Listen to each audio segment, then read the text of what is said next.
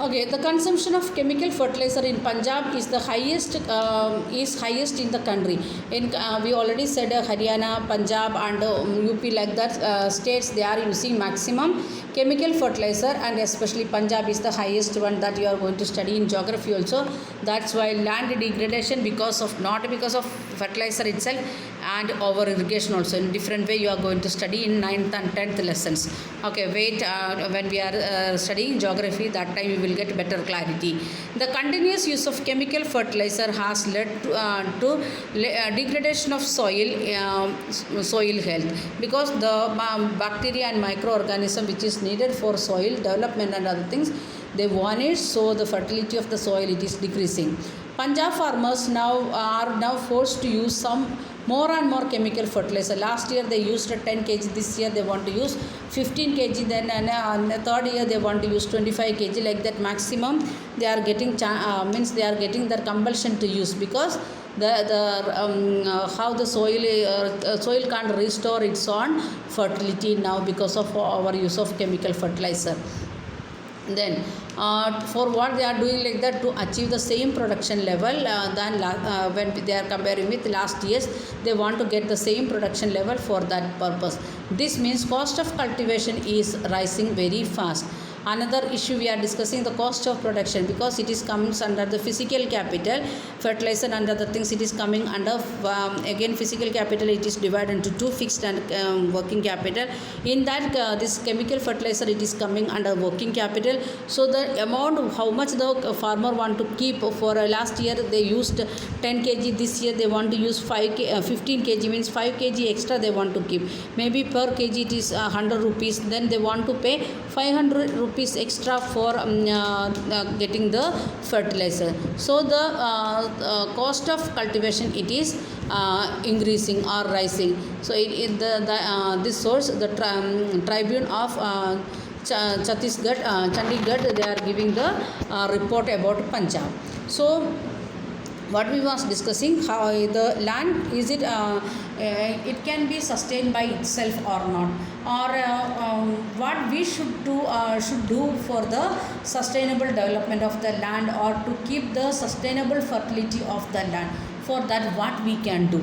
Okay, next part, fourth point, that is how is land distributed between the farmers of Palampur. And before explanation of this one, please go through the picture what is given in the textbook. You can see, and here very few, 1 2 3 4, like that 4 lands are that are large lands. Then here again 1 2 3 4, that is a little bit less than them. Then here we can see again some more less. Then here we can see, and here also we can see very small plots like that.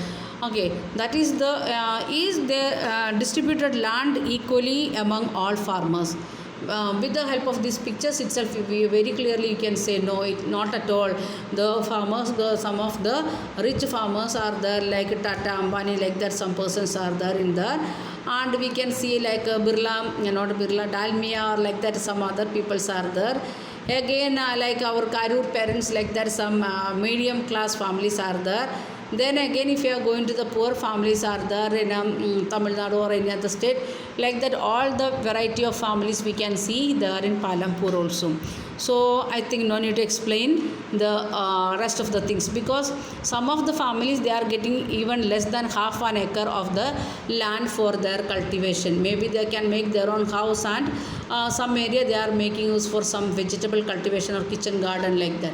So that much only they will get from that. That is the condition when we are thinking about the picture, and from this picture itself the answer is very clear. The distribution of the land, it is not equally, it is distributed unequally in the village of Palampur. So just to go through the part, there is total how many families it was there, 450 families are there in the story, it was said. Then the in that 150 families, in that one third of the family means 150 families, they are landless farmers. The landless means they are working for the big farmers, they don't have their own land, means 150 over. Then how much it is there? Only 300. In 300, most of them means in these landless people, they are Dalits, and they have no, they are not cultivating anything there because they don't have cultivable land. Then remaining families who own land, 240 families cultivate small plots of the land less than 2 acres in size. Some here it is said like that 240 families, they are cultivating less than 240 means less than 2 hectares of land. It may be half an acre or less than that, like that. And some total already 150 over, that is already we said 150 families without any land, then 240 with 2 acres of land.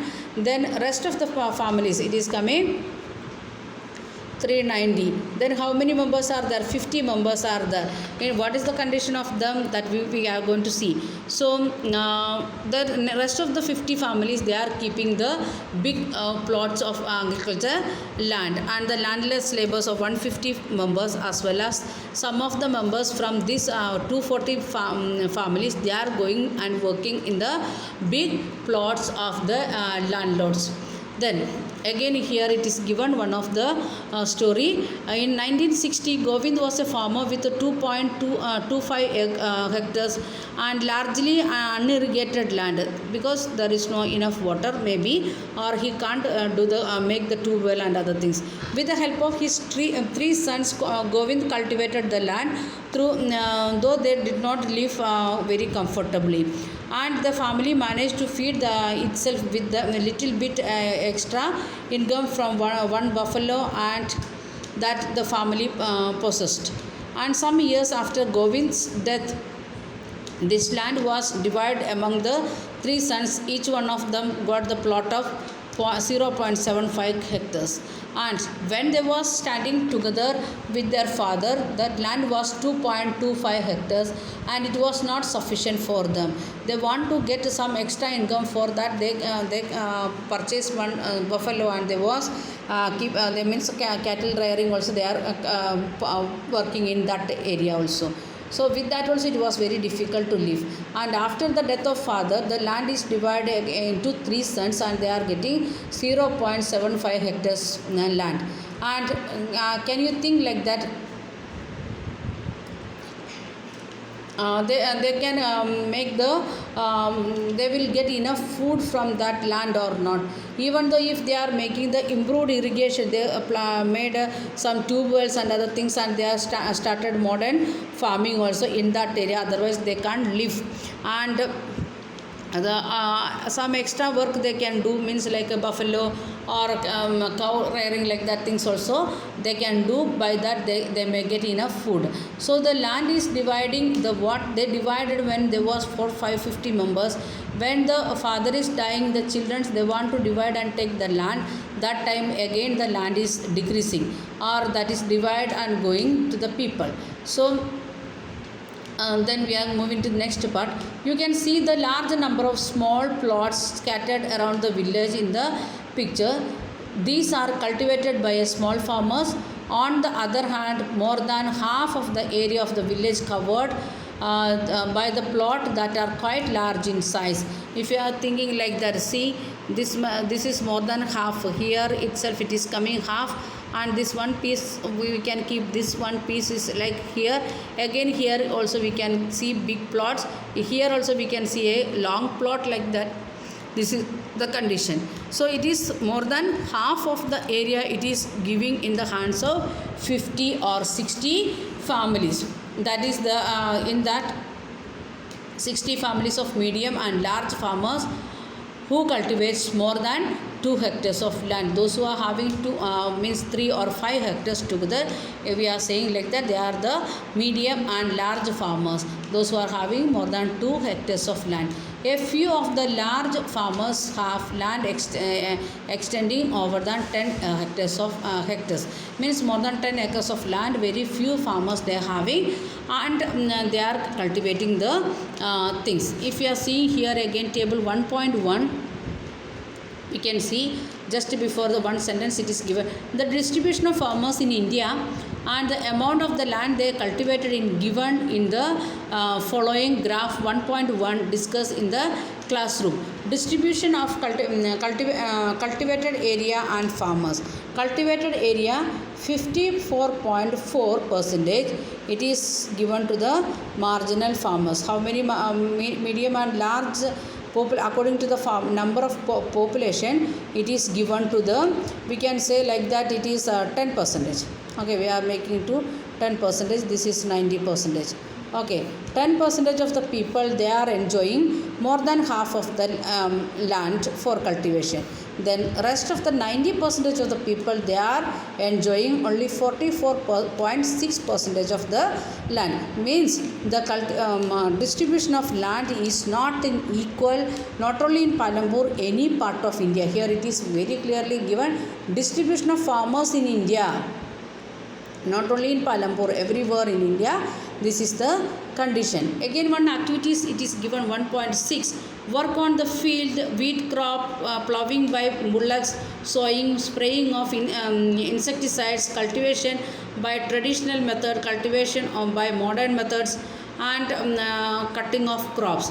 So what we want to do, we want to make that this one, which one will come first, which one come second, and we can make two groups like this, traditional farming, then modern farming. According to that you can give like the T1, T2, T3 and M1, M2, M3, like that numbers you can give to understand which one will come first, which one will come second, like that.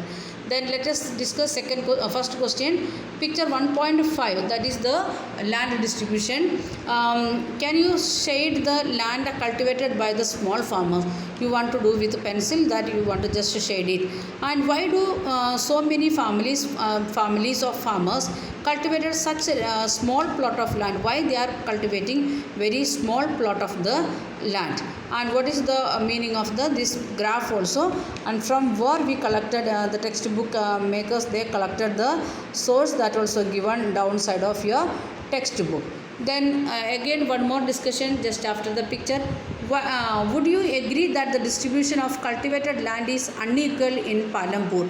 Here it is given about India and here it is given about Palanpur. With the help of this one you want to give answer. The cultivated land is unequal or not? Do you find a similar situation for India? Already it is there, answer is there in the textbook. Then we want to explain. You know the situation, what you want to do to both situation. Palanpur situation is here, page number 6, and Indian situation it is given in page number 7. With the help of this both you want to explain the answer. We will continue in next day. So your homework it is this, let us discuss. Then this is your one of the homework that you want to explain. Then another one homework it is this first and third question. What is the difference between multiple cropping and modern farming method? Then next one it is what is the working capital required by the farmer using modern farming? The 3 questions you want to answer and find out answers and write it. Is already we discuss all the answers. Thank you. Have a nice day.